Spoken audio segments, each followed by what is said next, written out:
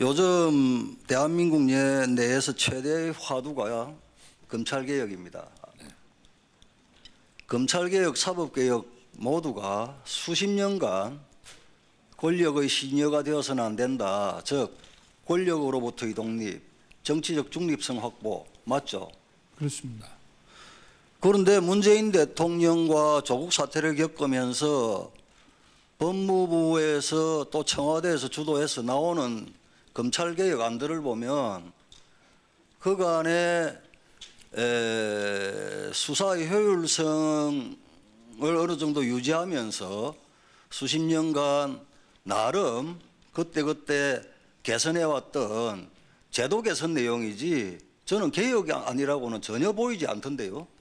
특히 여러 의원님들께 지적했다시피 정치적 중립성 확보라는 차원에서는 눈을 닫고 봐도 저희들은 확인할 수가 없어요. 이게 과연 검찰개혁 아닙니까? 지금 현재 총장님 입장 어떻습니까?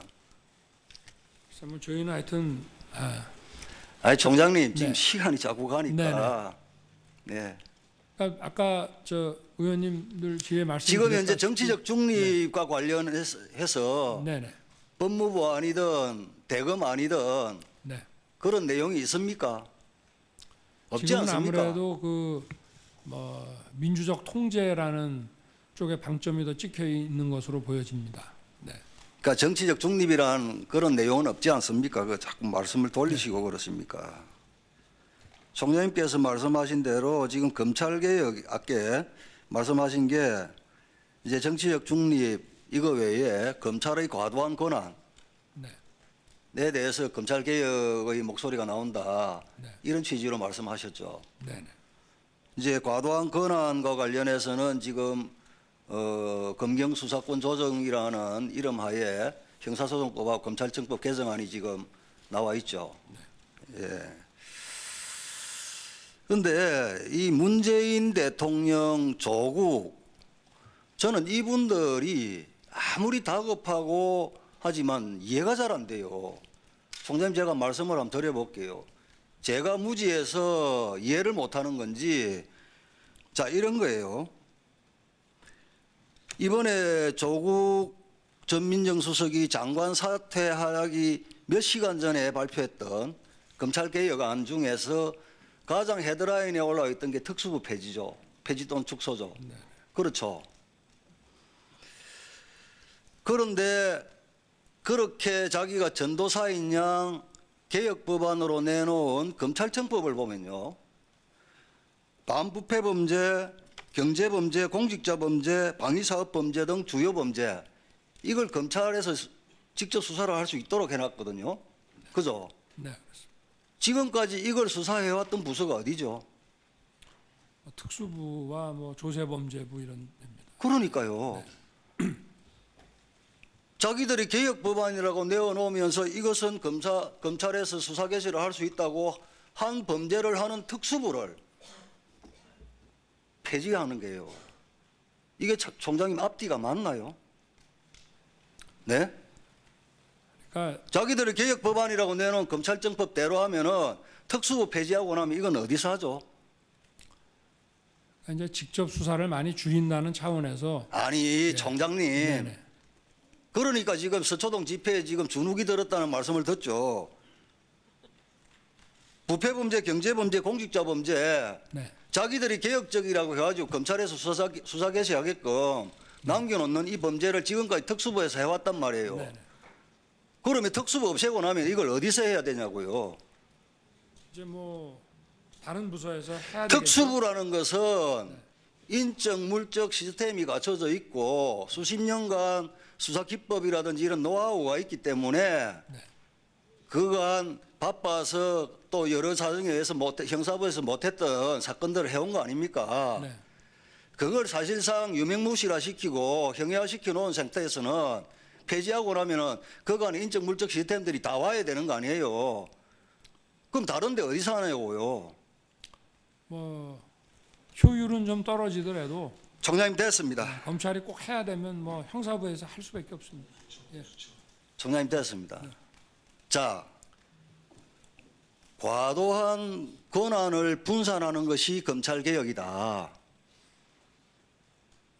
수사권과 기소권을 분리하는 것이 검찰 개혁이다. 지금 이러는 거 아닙니까? 그죠? 그렇습니다. 1분만 더 주십시오. 그럼 공수처는 뭡니까? 수사권, 기소권 다 가지고 있고.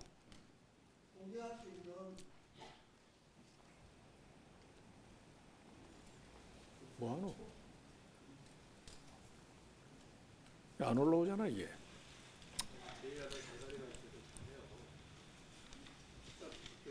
대검찰청에서 야당 간 네, 하시죠. 지금 현재의 검찰의 권한을 분산시키고 축소시키고 하는 것이 개혁인데 그보다도 더 막강한 권한을 가지는 공수처에 대해서는 그러면 총장님 어떻게 설명합니까? 청와대나 법무부에서? 검찰이 다 했던 일을 좀 떼어내서 다른 기관에게 맡김으로써 검찰의 권한을 분산한다는 거 그 아니에요? 공수처가 개혁의 대상이 될 때는 또 어떻게 해야 됩니까? 그래서 그거는 지금 뭐 제가 거기에 대해서 어떤 의견을 드리기는 좀 지금 보십시오. 어려운 공수처장 대통령이 마음대로 뽑을 수 있어요. 뭐 인사추천위원회 지금 이 구조로 보면요. 7명 중에 무조건 필수적으로 4명은 친정부 쪽이에요. 검사 뽑는 것도 마찬가지예요. 통제할 수 없는 무소불위의 괴물이 만드는 거예요.